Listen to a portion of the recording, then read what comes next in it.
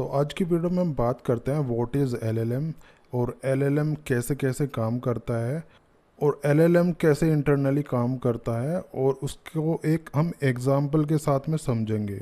तो सबसे पहले मैं आपको बता देता हूँ कि एलएलएम एक्चुअली होता क्या है। तो एलएलएम जो होता है हमारा लार्ज लैंग्वेज मॉडल होता है एक्चुअली। अब ये जो एलएलएम जो बना होता है स्पेशली वो अंडरस्टैंड जनरेट और मैनिपुलेट ह्यूमन लैंग्वेज के लिए बना होता है। मतलब चीज़ों को अंडरस्टैंड करने के लिए कोई लेट सपोज आपने कोई मैसेज डाला तो एज ए ह्यूमन लैंग्वेज जो होती है, जो एक ह्यूमन की जो लैंग्वेज होती है नॉर्मली, उसको ये एलएलएम जो स्पेशली डिज़ाइन होते हैं, स्पेशली जो डेवलप्ड होते हैं, वो स्पेशली ह्यूमन की लैंग्वेज को समझने के लिए बने होते हैं एक्चुअली। और जो इनका आउटपुट आता है वो ह्यूमन की लैंग्वेज में ही आता है, जो अंडरस्टैंडेबल हो सकती है ह्यूमन के लिए, समझने में जो इजी होता है इंसान को, वही उसमें ये रिप्लाई करता है जो एलएलएम होता है।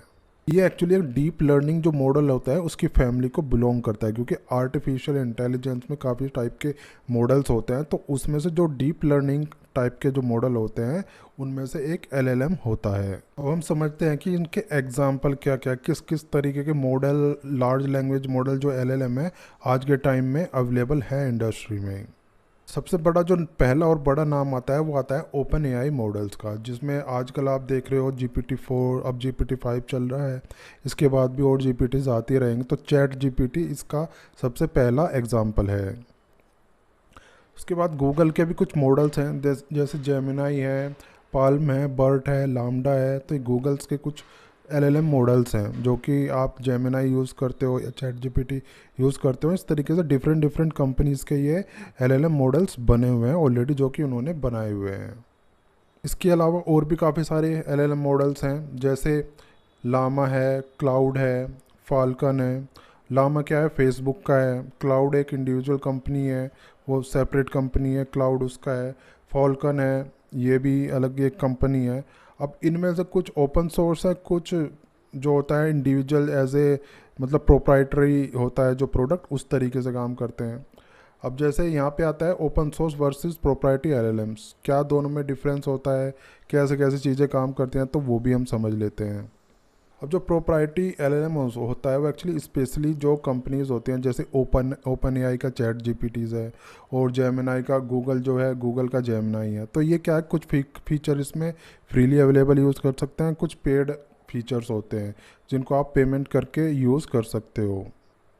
अब जो ओपन सोर्स एलएलएम होता है वो एक्चुअली फ्री टू यूज़ है, उसको मॉडिफाई भी आप कर सकते हो, डिस्ट्रीब्यूट भी कर सकते हो और उसमें रिसर्च भी कर सकते हो। उसको फ्री तो यूज़ कर ही सकते हैं, लेकिन आप चाहते हो कि इसमें ये और इसमें ये चीज़ होनी चाहिए तो उसमें आप उसको मॉडिफाई भी कर सकते हो। बट जो प्रोप्राइटरी चीज़ें होती हैं उनको मॉडिफाई आप नहीं कर सकते हो।